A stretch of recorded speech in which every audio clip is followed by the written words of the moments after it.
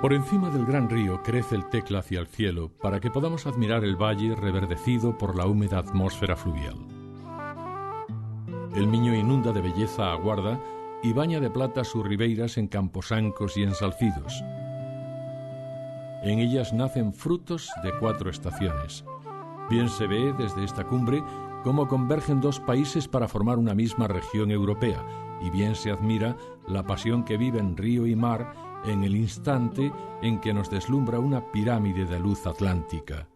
A Guarda, el sur más al sur, es puerto, playa y costa luminosa, langosta exquisita regada por el vino de la fraternidad, villa monumental y divertida, nacida del castro más antiguo, y una villa de postal llena de bellas plazas, de calles estrechas, de arquitectura marinera, de iglesia románica junto al pequeño cenobio reconvertido en hotel, de escultura en el puerto y de barcas varadas en sus rampas.